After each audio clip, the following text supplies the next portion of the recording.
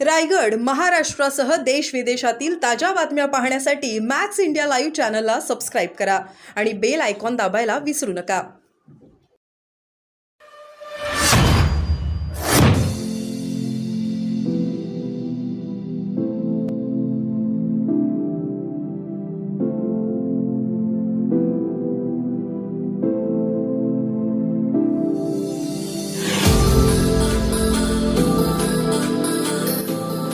मुख्यमंत्री दावोसला गेलेले होते. तिथनं पण काही लाख कोटीची गुंतवणूक ही एमओयू करण्यात आलेली आहे.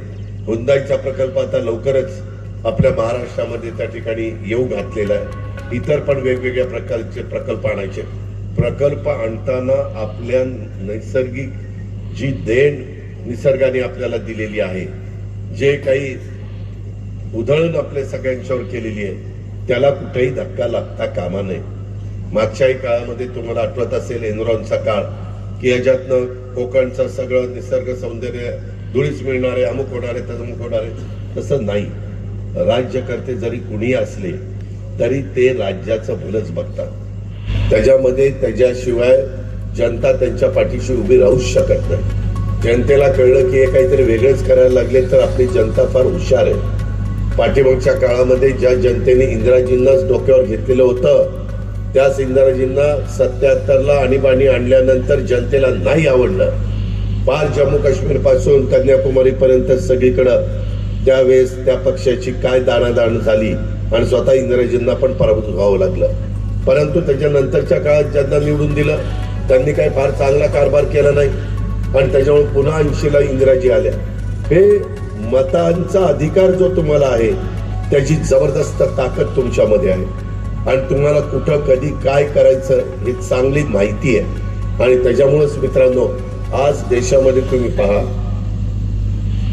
अनेक नेते डोळ्यासमोर आले. आज एकीकडं एनडीएचे नरेंद्र मोदी साहेब आहेत, दुसऱ्या बाजूला कोण नेता आहे, कोण या देशाचं नेतृत्व करू शकतो, कुणाचा अभ्यास आहे, कुणाचा त्याच्या संदर्भातले बारकावे या सगळ्या गोष्टीचं ज्ञान आहे. काही काहींचे जे नेते म्हणून पुढे येऊ पाहतात त्यांची काही काही वक्तव्य ऐकल्यानंतर आपल्यालाच कळत नाही की आपण काय करतोय आणि काय ऐकतोय.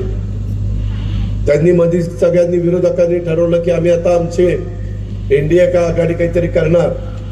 त्याच्यामध्ये 2 मिटिंगा झाल्या की तिसऱ्या मिटिंगला ममता बॅनर्जी पश्चिम बंगालच्या मुख्यमंत्री म्हणल्या, माझं तुमचं जमणार नाही, मी माझी स्वतंत्र लढणार.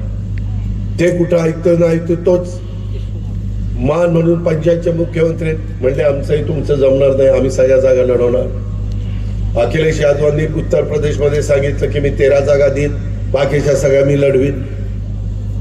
त्याच्यानंतरच्या काळामध्ये नितीश कुमार आणि लालू प्रसाद यादव हे बरोबर होते, परंतु लालू प्रसाद यादवांनी काहीतरी नितीश कुमारांनाच अडचणीत आणायचं ठरवलं. नितीश कुमारांनी त्यांचा नाद सोडला, पुन्हा ते भारतीय जनता पक्षाच्या बरोबर सरकार करून मोकळे झाले. परवा काहीतरी दिवसापूर्वी फारुख अब्दुल्लांनी पण सांगितलं, मी माझा स्वतंत्र लढणार.